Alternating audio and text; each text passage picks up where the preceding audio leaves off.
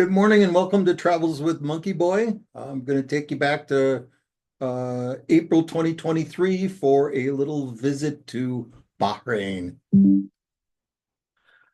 The morsel that is Bahrain.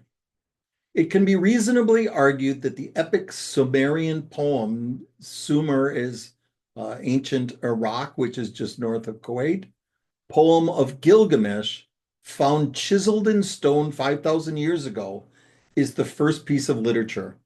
I suspect you know some of the story. You know, where the gods got angry at humans for their evil ways, so they sent a great flood that washed away all souls except for Utnapishtim. They told him in advance of the flood and told him to build a great boat and to bring his family and all the creatures of the world onto the boat.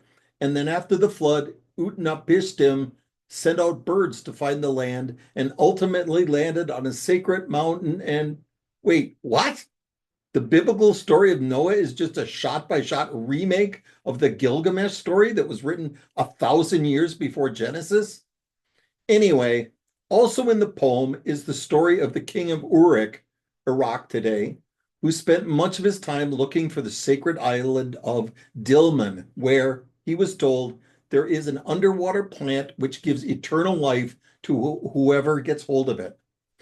Gilgamesh talked about Dilmun as a kind of paradise. There was another poem carved in Mesopotamia 4,000 years ago on a separate clay tablet where the words of the Sumerian god Enki, lord of the abyss and ruler of the sweet waters under the earth, read, "The land of the Dilmun is holy. The land of the Dilmun is pure.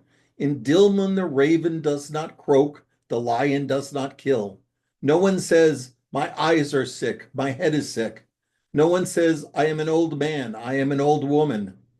Let the sun bring Dilmun sweet water from the earth. Let Dilmun drink the water of abundance. Let her springs become springs of sweet water. Let her fields yield her grain. Let her cities become the port of all the world." Okay, not the greatest of poems, but come on, it was 4,000 years ago.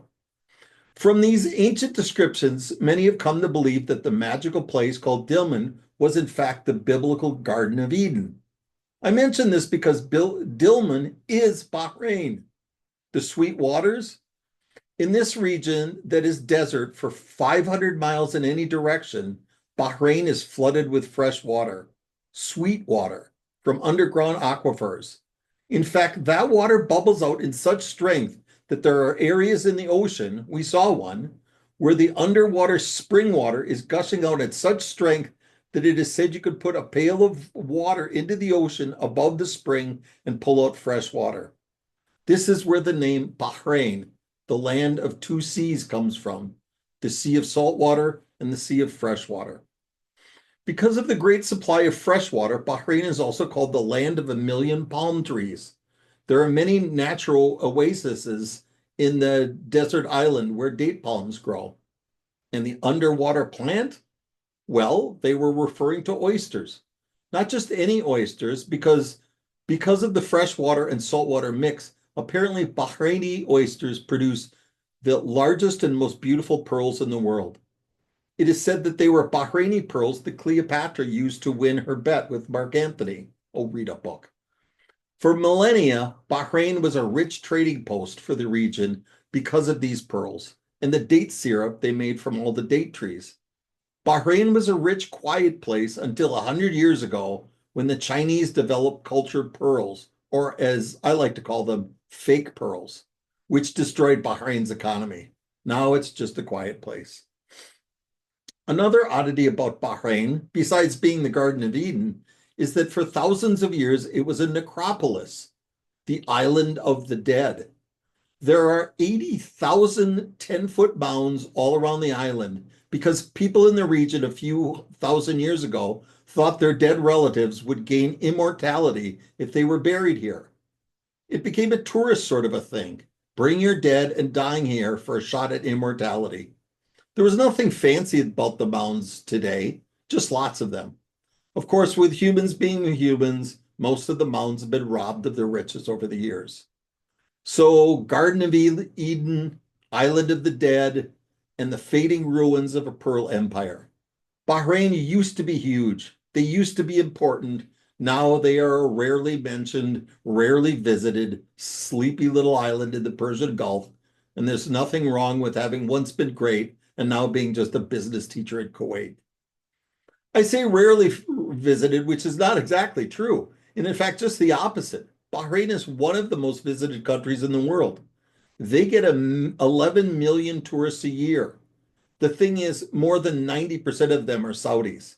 Bahrain is connected to Saudi Arabia by a bridge, requires no visa for Saudis, and offers a relaxed interpretation of those pesky Islamic rules forbidding pork, alcohol, and adultery.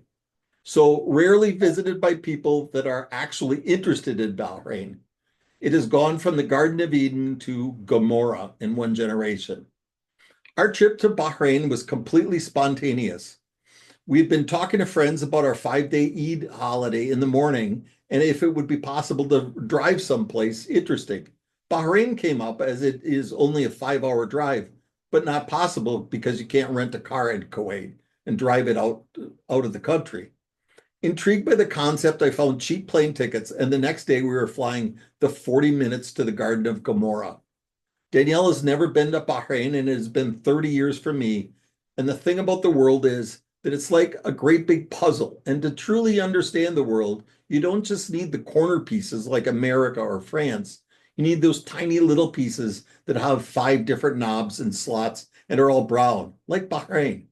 The rest of the story is with pictures because mostly we did some tours, had pork cocktails, and slept in a very comfortable bed. It was nice. So that is the story on Bahrain. Let me share with you, first of all, the pictures. Okay. Remember, we start in America. There's our home in Wisconsin.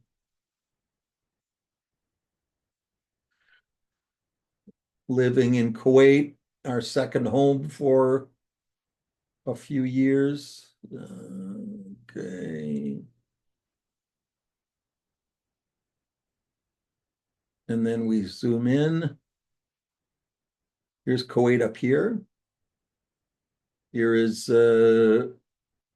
Sumeria and the Akkadian nation and the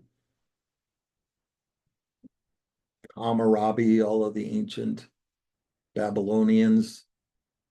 And here is Dilmun. This is where we flew to. Okay, here's the little causeway, the little bridge from Saudi over to the island where you could do all the naughty things that they won't let you do back home. Okay, and let me show you some pictures.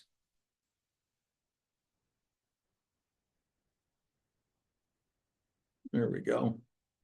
So here's an ancient Portuguese fort. After Vasco da Gama figured out how to sail around Africa and get to the Far East wealth for themselves, the Portuguese decided to give the Belgians a run from most monstrous colonizers.